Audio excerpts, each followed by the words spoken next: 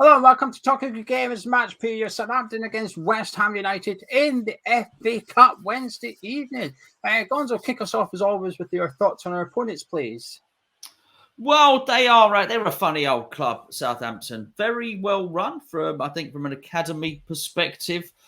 There's been a change of ownership over the last few years, though, and particularly with the name escapes me, but the chap owned it. He passed away, unfortunately. Passed it on to his daughter, who didn't seem to have an awful lot of desire to run it. But they're well renowned for being a very, very well run club. They've got a good infrastructure behind them, and there was a lot of good work done during that time. And I know they had a very good director of football and a manager of operations as well. So, I mean, about as good as you're going to get in terms of running a club well. However, I do always think they're streaky in terms of performances.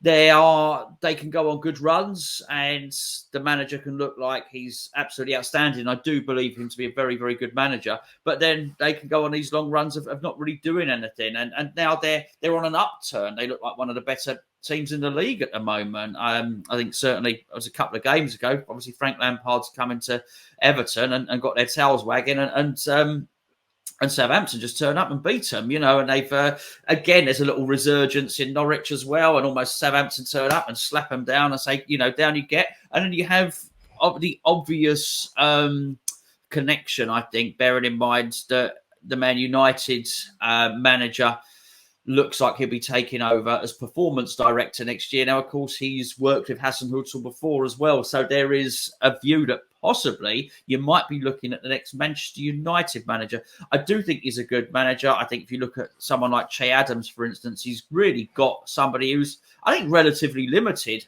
playing above his station, if you like, better. And he gets that team sometimes playing better than the sum of its parts. But I think they've recruited wisely. I think they look a really, really good team. And I'd suggest at this point in time, one of the best teams in the Premier League, Gio.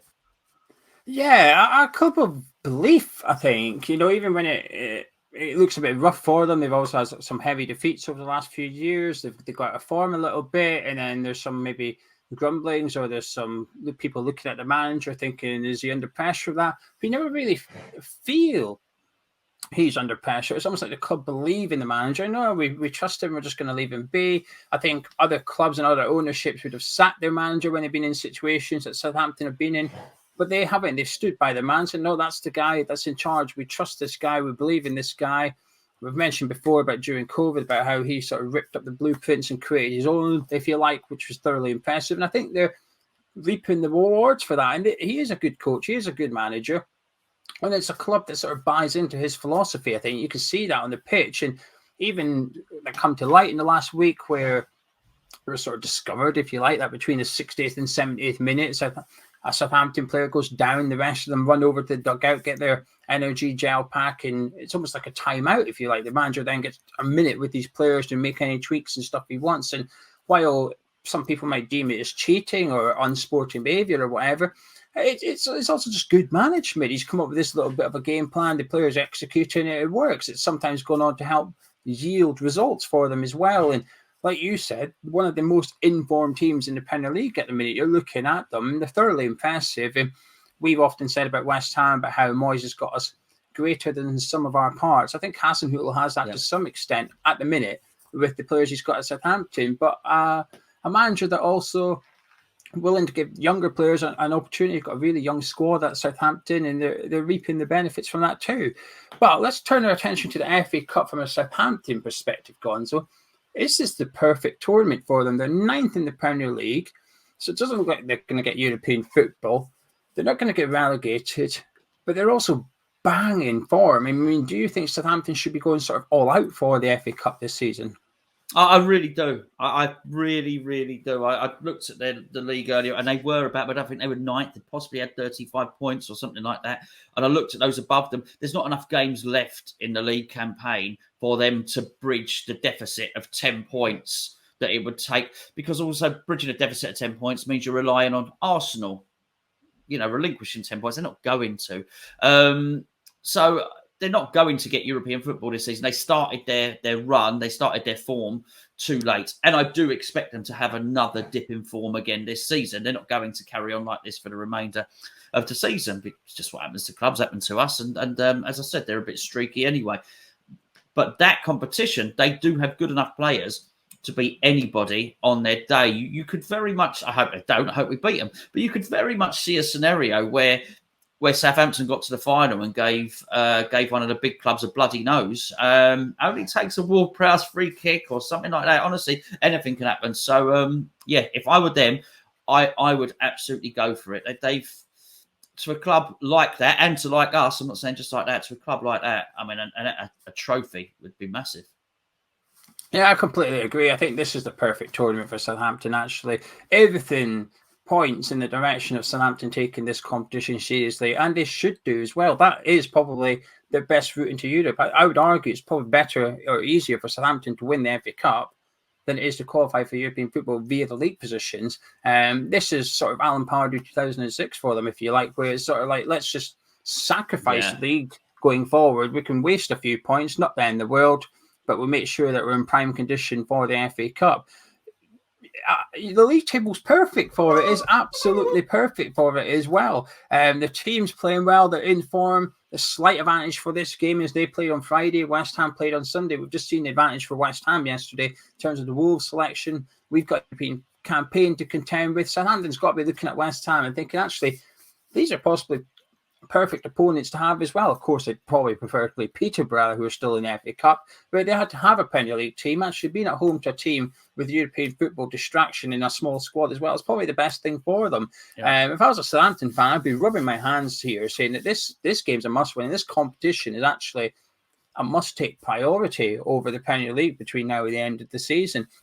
Now, we're going to quickly discuss Hasenhuttl in a second, as well as players with Meyer at Southampton. But before we do that, I point in the direction of the One Football app, which is sponsoring this video. The link is in the description and the pinned comments of this video. It's completely free to download. Keep up to date with what's going on at your club and your competitions you're interested in. It could be the Premier League, it could even be the FA Cup. Keep up to date with how Man City get on against Peterborough in the FA Cup. That's a unexpected tie, isn't it? Nobody expected that one to be drawn out when the draw was made. But Southampton fans, keep up to date with how your squad's doing. West Ham fans, keep up to date with all the injury news. Everything you need as a football fan is in this football app. Myself and Gonzo use it daily for our videos, as well as every single build-up show when the lineups come out 1 hour before kickoff. Link in description, completely free. Download it to your device. Now, we're going to quickly discuss Hasenhuttl, Gonzo, because what you said a couple of weeks ago surprised me. I don't know if you saw it. He basically confirmed he's got 2.5 years left of his Southampton contract. Then he's going to retire from football altogether. So he intends on seeing out the next 2.5 years, and that's him done in football. So it probably puts a little bit of scoring on your Man United potential claims. But what do you make of that? I mean, it's a bit unusual, isn't it? A manager to say, I'm here for 2.5 years. My plan's in place. I think we're in a good position. I'm going to see it through. Then I'm going to disappear. I didn't know that at all. I mean, it's certainly not what Southampton fans would want to hear, that's for sure. Because you certainly, for the reasons that I stated earlier, you would feel that Southampton, the prior version of Southampton, would have had a succession plan for him there. Certainly won't be, I never thought Manchester United, I didn't think he's really an option for Manchester United. I think half their problem is they've gone for not elite managers the last few times. That being said, I've got every respect for that. Because I do often look at people, particularly people that have millions and millions and millions, and they get to ripe old age. I think, what's the point? At what point are you going to say that's enough and actually go and enjoy your life? It's almost why I always respected Guardiola in that sense, that he would say, do you know what, I'm actually going to go and just have a year off and spend a year with my family. And I think, well, good, because, what's the point of just accumulating all this wealth if you don't? Takes me back to whatever, it was David Sullivan walking past his swimming pool at the interview and saying, I've never been in it. And I was like, you wouldn't get me out of it. I'd be basically like a raisin if I had my own swimming pool. It'd be mostly water, really. So I totally agree with that. Good luck to him, Geo, for going and doing that. Disappointing for Southampton, though. Whether he means it is another matter. Good luck to him. I hope he does it. Players you admire at Southampton? I like Sally Sue. I do like Sally Sue. I thought she has played remarkably well whenever we've played them. I'm not so keen on the goalkeeper. I've got to be honest with you. What a load of time-wasting nonsense that was, by the way. They beat us, and they beat us fair and square. Don't get me wrong. They beat us fair and square at London Stadium. I was there. But it was a really frustrating thing to behold. I didn't think, particularly this season at least, that I would see a more frustrating team to play against than Brentford, and a more time-wasty team. But there it was. They were a complete pain in the backside. That Brozier was a constant threat, Geo. And you know, you almost quietened the stadium every time he got the ball.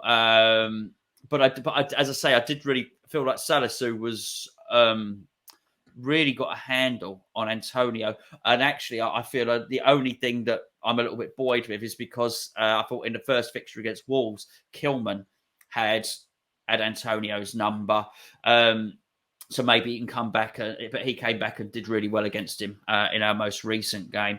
But there's been a couple of performances this season against Antonio. Kilman, House as well, Aston Villa. I thought he handled Antonio very well. And the other one was Salisu. I thought handles him really, really well. So I really like those players. I will not encroach on your favourite player. I will let you rejoice about him.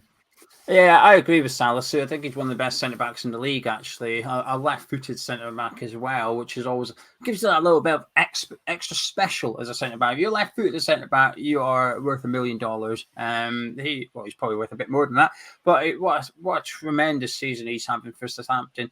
I quite like a lot of the players, actually. I think Kyle Walker-Peters is having a really good season. Livermore continues to impress from right back. Brohak impresses up front. And then James Ward-Prowse time. I mean, he just gets better and better, doesn't he? He's the best set-piece taker in the league as far as I'm concerned. But it's not just that. I think he actually had quite a poor start to the season, Ward-Prowse. I don't know if the Villa rumours or the Villa bids put him off, signed a new long-term contract with Southampton. And it still didn't really click. But I think in the last few games, he started performing a lot better, going back to his usual sort of dominant self in the middle of the park, and it coincides with Southampton's upturn in form as well, which is no surprise. Ward-Prowse plays well, Southampton play well. Just such a fantastic player, and I hope he's somebody I hope has success. I hope he goes on to. If we don't win the FA Cup, I wouldn't mind Southampton winning it. Probably a bit of an issue for West Ham because we probably need someone in the top 6 to go when it's the 7th gets European football. But I also hope he goes on to get success with England as well. I think he deserves it, a call up to the team and stuff.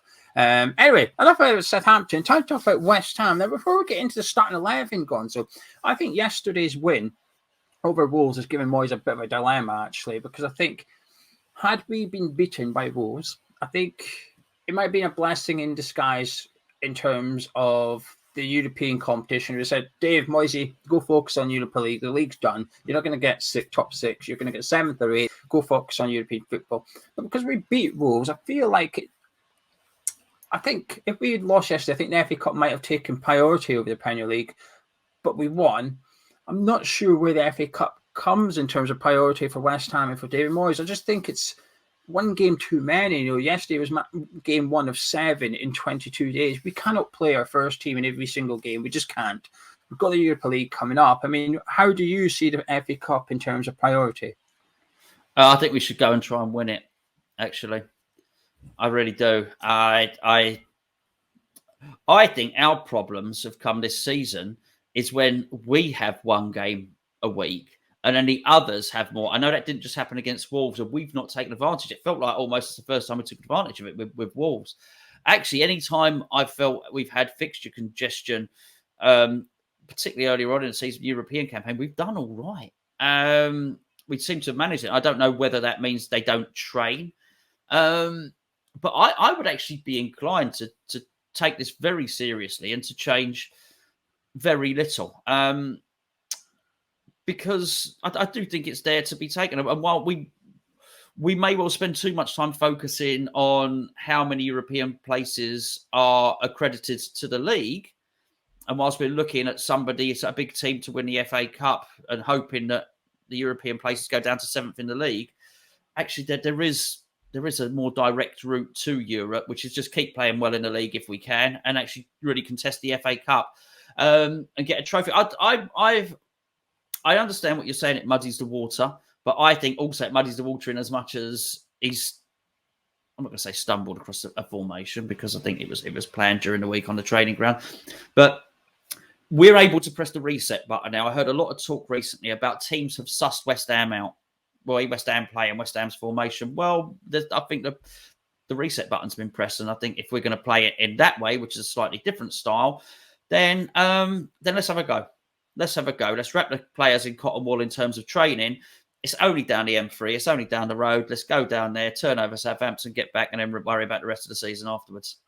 Yeah, I kind of agree, actually. I'd make 1 or 2 changes, but not wholesale changes, not a complete 11. And also, we played Liverpool on Saturday, and I'd probably make a few more changes for them as well and try and rest players across both games, try and put out a really strong team in both ones, but also keep an eye on Sevilla on the 10th as well. I think we have to do that. So for that reason, I think in my hypothetical 11 upcoming, I've got Antonio for Southampton. I perhaps wouldn't have Antonio for Liverpool, and vice versa with a couple of players as well. So let's talk about the Southampton team, and the team you'd like to see start, though. Ariel has been our cup goalkeeper. Same again? 100%. Have to play him. Areola in goal. And we don't have to, but I think we should. I mean, particularly if they have a certain style, they'll certainly put our players under pressure. And if, as we saw against Wolves, we're going to be passing back to the goalkeeper as much as we did, let's put our goalkeeper between the sticks, who's most comfortable with the ball at his feet. Yeah, I agree. Areola in goal. Your defence, please. Exactly the same as... No, actually, I wouldn't. Actually, I'll tell you what I'll do is I'll change Dawson for this one for Diop. But that's it.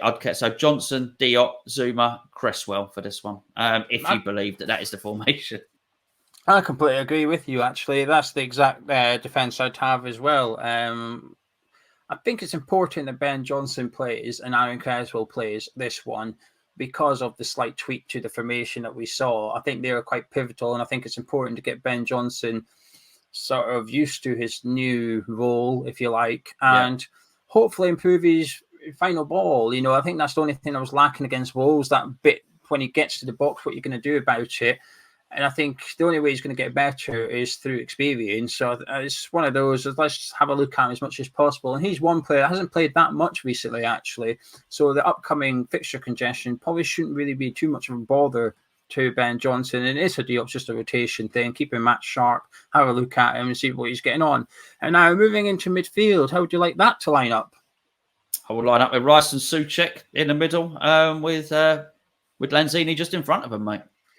I would take Souček out for this one. I think he's had a good game against Wolves. Not my match, not an excellent game, a good game, a strong game. Yep. But I'm wary that it could reverse just as quickly, if you like. He's almost like one poor performance away from going back to what we saw. So I think I'd probably take him out for this one, because I think we probably need him against Liverpool a bit more than we do against Southampton. You can probably take your pick as to who you put in. I'd probably put in Mark Noble alongside Declan Rice, because with the greatest respect to Southampton, while we've just praised them, Romeo in James Ward-Prowse, that's not a pacey box-to-box midfield or anything like that. I think Noble should cope. Their wide players do cut in a lot, whether it's Stuart Armstrong or El Yunusi or whatever. They do cut in and try and almost turn it into like a 4-2-2-2 Southampton. So it does get a bit congested in the middle. But I think Mark Noble should cope with this one. So I would put Noble in next to Declan Rice, but I would keep Lanzini in the team because I want to win this game. And when Lanzini's in the team, you just play better. The rest of your team, what you got? You got 3 more players. Who else are you picking? Antonio, Fornals, and Vlasic. Oh, the exact same thing as me. That 3. The only 2 players we're disagreeing on is Mark Noble and Thomas Souček. But Vlasic, Fornals and Antonio, give us your reasoning. It's a lot of football for Antonio. It is a lot of football, but the reason that Bowen is rested, and it is rested, is because he's starting up front against Liverpool. Because he'd be motivated as well. Takes me back, Geo. I'll tell you an old story now. My old man, who sometimes features on Hammer's chat, I remember we played Everton, and he turned round to me, and we were standing on the North Bank, and he turned round to me, and he said, "Cotty will play well today because he wants to move to Everton." And from the kickoff, Cotty went on this mazy run and forced, literally from kickoff, and forced Neville Southall to tip the ball round for a corner. And I've always known from that time, okay, that players that want to join other teams can often be motivated. Now, I don't know. I'm not suggesting Bowen definitely wants to join Liverpool, but he will certainly want to show that he's a good player. So I would give him the striker's role against Liverpool. He's rested for this one. That's why Vlasic is in there. You gave the reasoning earlier on for Johnson to continue to learn and adapt to his new role. I would apply the same to Fornals in there, and I think it's a good idea for Antonio to play in this one. Yeah, I agree with the Fornals team. Plus, I think Livramento coming down that side will cause us all sorts of bother. So I think we've almost got to have as much protection as possible for Aaron Caswell. I think Fornals is the best one for that. With Antonio, I think he's coming off the back of a good performance, a bit like Souček, but I think Antonio would probably struggle more against Liverpool than Southampton. I think Van Dijk will be fine with Mikel Antonio. So it's sort of what defence is he more likely to do well against is probably going to be Southampton. He never seems to do well against them, whether it's his former club or it is someone like Salisu. I've always thought he's struggled against Southampton, but I've got more faith in him doing that, and then also rest him against Liverpool so that he's fit for the Europa League game. So that's why I'd start Antonio. But Vlasic over Benrahma. Well, I don't think Benrahma can play on the right. From what I've said, I don't think Benrahma's particularly effective wide on this particular one. So if it was left, and if we are going for a similar sort of formation where the width is basically by and large when we're attacking was either Cresswell on the left, who was very wide position swing the crossover, and the width on the right was Johnson. We're talking about the Wolves game here. They were clearly instructed to put early crosses over into the box. So maybe when we were attacking, at least, I know defending was slightly different, Fornals was tucked a little bit more in from the left. You can't change that. That was a rip-roaring success. That was brilliant. Maybe Bowen was tucked in a little bit more from the right and got closer to Antonio. Absolutely. But I have never, ever, ever, I can't remember seeing Benrahma play in that particular position for West Ham. And also, you mentioned it. They are going to put us under pressure, and particularly they will come forward from wide areas. So even though we've got Johnson there, you're going to need whoever's playing on that right to be sort of dogged and a little bit nasty. And as Declan Rice said, Vlasic is one of the strongest players he's played against. Those actually, you're going to need someone that's going to do the rough and tough and the nasty stuff. And I don't think that's Benrahma. But I would. Well, we'll get to Liverpool then. Benrahma would be featuring against Liverpool, put it that way. Yeah, I think it's a good opportunity for Vlasic, actually. I think this game, I make Southampton favourites for this one, and I make Liverpool favourites for that one. So the next couple of games, I think the pressure's off us a little bit. I think the Europa League almost gives us a bit of an excuse, which is we've got greater priorities than Southampton. We've got greater priorities than Anfield. And I think that allows Moyes to try a couple of things. And I've felt this for a few games now, which is we've got to work out our best formation and our best team, get players in form ahead of the Sevilla game. And I'll keep going on about it over the next few weeks until that game comes around, because it is the most important game in a long, long time for us. Yeah. And I see this game as not a rehearsal for it, but certainly an opportunity to try not everything, try one or two things with Sevilla in mind. I think Vlasic is someone that Moyes probably looks at Benrahma and thinks, I know what you've got to offer. Whether I like it or not is a different matter. But I've seen Benrahma, I've seen Benrahma, but Vlasic, I don't think he's seen Vlasic at West Ham yet. But we're running out of opportunities to have a look at him if you want. I think the opportunities were the Europa League group stage, early rounds of the Cup against Kidderminster and that. This is one of very, very few games left that actually you can put him in just to have a look at him. So for that reason, I put Vlasic in here. And like we said, it's a different sort of formation that could benefit Vlasic. It's almost like an inverted winger, if you want to call it something. He's a bit closer to Antonio than he would have been in the traditional 4-2-3-1 formation. So I'd put him in there. With all that said and done, though, about both teams, Gonzo, are you confident for this one? No, I don't think you can be confident for this one because we don't know what team we're going to play. We don't know what Southampton are going to do. We've guessed that perhaps they'll highlight this because they're safe in the league. Perhaps they won't. Perhaps they want to finish as high up the league as possible. Perhaps that's what Hasenhuttl wants to do. It's a guess. We don't know. We're looking at West Ham. We don't know what formation they're going to play. That's a guess. We don't know if Moyes views this as a throwaway game or if he's serious about the FA Cup. Almost every time we've done this season, he's surprised us. We didn't expect him to take Europe seriously. He did. He didn't even when we'd qualified in the group, but we just didn't know whether we were group leaders or not, group winners or not. He still went, I'm going to take it seriously and make sure we're group winners. He took it seriously. There's been times in the Cup this season, in the League Cup, he took it seriously. We didn't expect him to. We looked at it. We sat here, did a show, one of the League Cup games. We predicted a weak team. The team came out and it was strong. So I think he sort of is taking all games seriously. We think, but that's without Sevilla. I totally agree. The Sevilla game is a moment in our history, actually, Gio, I believe. So is Moyes going to look at that and think the same thing? He might not. We just don't know what he's going to do. He might think Sevilla's just as important as Southampton. We don't know. We don't know the guy. So it's hard to be confident because we don't have enough information. Yeah, I completely agree with everything you're saying, actually. I think it is hard to be confident. I'm optimistic for it. I'm looking forward to it because, like I said, I think the pressure's off. I think we've got bigger priorities in the Europa League. So if we go through, great. If we lose this one, it will be a bit disappointing. But I'll tell you what, I'll get over it pretty quickly because we've got the Europa League coming up. I think the pressure is off. I think the pressure's on Southampton. I would imagine the Southampton fans are looking at this as a massive opportunity. They have to be. They absolutely have to be. And if we weren't in the Europa League, I'd be sitting here saying, you've got to play the same team as we saw against Wolves. Get your first team out there and go for it. Go win the FA Cup. It's a huge, huge chance for us. And it is difficult to predict, but I think we can, because of the reasons you've just given, with what Moyes' his sort of track record in the League Cup is, I think we can expect 8 players that started against Wolves to feature from the start against Southampton, and he may bring in 2 or 3 players, the keeper being one of them as well. But in terms of outfielders, I'd imagine it'll be 2 or 3 changes at the most. We won't see a drastic change to the style that we've just saw or anything like that. So I'm optimistic, not confident, but optimistic. Can I get any final words from yourself, Gonzo, as well as your score prediction, please?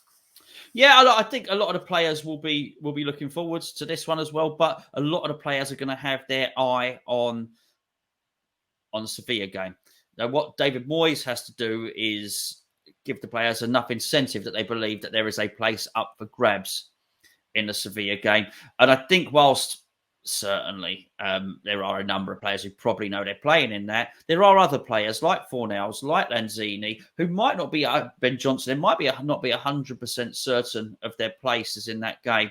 So I think as a squad, you're going to be quite motivated. And it only takes 4 or 5 of those players that are playing for their place in Europe to play with high intensity, and they sort of bring the others with them because the others just look around and think, oh, okay, they've set the tone. That's the pace we're playing at, is it? I think the press is really important. I don't mean the Daily Mail. I'm talking about the way that we pressed in numbers and we were all committed. You alluded to it when we did our player ratings video this morning, and it's the way we pressed as a 3, put pressure on it. The goalkeeper against Wolves was unhappy kicking as much as he had to. They were getting rid of the ball early because we had a high intensity press. And I think that might well be key as well. Because if you do that, you force the opposition into mistakes. So that may well be a key component of our game. Carry on putting the crosses in there. Let's flood the box. Let's give them something to think about. I think for too long now, because we got into a position, we almost had something to protect. And we became the hunted for a while. I think it's important that we become the hunter again and actually really start making teams worry about us. Score prediction: Southampton 1, West Ham 2. Ooh, I think yesterday's win was massive for us. Not just the result itself. I think yesterday almost secured top 8 for West Ham. I don't think we'll finish less than 8th now. I think that was a big, big win for us. But I think the difference between that win compared to even in recent weeks where we've drawn games, we drew against Newcastle, we drew against Leicester, we didn't get beat, we drew. But we come away thinking it wasn't the best performance. That player didn't play well. That player didn't play well. He needs to drop. Moyes needs to change something. Yesterday was the first time in a while I've come away thinking, actually, just play the same team again next game. Happy days. Everybody did their job. No one played poorly. Tactics were spot on. So it gives you a massive lift as a fan going into the next game, regardless of who it's against. But it does it for the players as well. You can see the happiness. You could see Fornals after the game. You could see Rice and Souček in the interview after the game as well. You can see the relief, but you could also see how happy they were. Often Rice has done these interviews after games and said we didn't really play that well today. We got away with it today a little bit, but there was none of that yesterday because he knew we had a good performance, and it sets us up perfectly to go into this one. I think we're coming in off the back of a good performance. They're coming into it off the back of a good run. Both managers have been at the club for long enough now where they've got their players, their way of playing and stuff. And I think it might set it up for a really good battle, actually, on Wednesday night. I'm thoroughly looking forward to it. And it'll be interesting to see. Well, I expect both managers to take it seriously. And it'll be interesting to see how it plays out, because whoever wins this tie, it's got a good chance of going on and winning the whole thing, actually. They do. They really do. You look at the elite teams that are left, if you like. Bar City and Liverpool, you'd fancy your chances against either of them. Even like Chelsea, you'd fancy your chances against them in a one-off game at the moment. So I think whoever wins this one's got a good chance of going on and getting some silverware at the end of the season. So what a fantastic night this will be. And I'm going to say Southampton 1, West Ham 2 as well, actually. I just fancy us. What difference one game makes, Gonzo, Unbelievable. isn't it, eh? Unbelievable. Who says we're fickle? Who says we're miserable and grumpy? There you go. Yeah. There you go. There's your positivity. Southampton 1, West Ham 2 from the both of us. Anyway, if you enjoyed this preview, drop a like on it, subscribe if you're new to the channel. 7:30 kickoff on Wednesday evening. So 6:25, we will be live with our build-up show, taking a look at Southampton's 11, West Ham's 11, have a little chat, getting very interactive with the live chat as well. So you're not heading to the game, which would be good. Loads of West Ham fans going down for this one. Obviously a bigger away end because it's in the cup as well. And fair play to Southampton, 15 quid a ticket for this. Fair play to Southampton, a real nice club, making it very affordable for fans to go during the week and watch their team as well. So massive well done to them. But anyway, Wednesday night, myself and Gonzo will be here. If you fancy joining us, we'll catch you in a bit.